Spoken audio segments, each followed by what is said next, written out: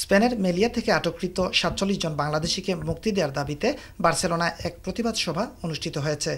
গত ২৩ সেপ্টেম্বর বৃহস্পতিবার স্থানীয় ইউনিভার্সিতাত চত্বরে অনুষ্ঠিত এ সভায় মানবিক দৃষ্টিকোণ আর ইমিগ্রান্ট আইন বিবেচনা করে আটককৃত বাংলাদেশিদের মুক্তি দেওয়ার জন্য স্পেন সরকারের প্রতি অনুরোধ জানানো হয়। স্পেন সরকারের কাছে আমরা আকুল আবেদন জানাচ্ছি যাতে আমাদের এই ৪৭ জন বাংলাদেশি ভাইদেরকে লিগ্যালভাবে কাজ করার পারমিশন দেওয়া হয়।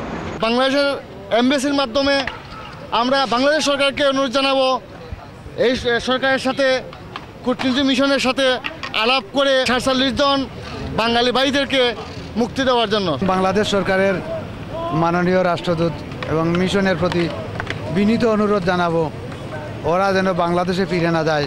সভায় অন্যান্যের মধ্যে উপস্থিত ছিলেন মানবাধিকার কর্মী এনরিকি, নর্মা, হুমায়ুন চৌধুরী, সাদিক, আব্দুল আউয়াল, আব্দুস সাত্তার, আফাত জনি, হারুন মিয়া, শাহাবুদ্দিন প্রমুখ। সভা শেষে ইউনিভার্সিটার চত্বর মিছিল সহকারে প্রদক্ষিণ করা হয়। আটককৃত বাংলাদেশিদের মুক্তি ও বৈধতার প্রক্রিয়া নিয়ে মানববন্ধনের পাশাপাশি স্পেনের বিভিন্ন রাজনৈতিক দলের নেতৃবৃন্দের সাথে সভা করার কার্যক্রম হাতে নিয়েছে স্পেনের একমাত্র বাংলাদেশি মানবাধিকার সংস্থা অ্যাসোসিয়েশন হুমানিতারিয়া দে বাংলাদেশ।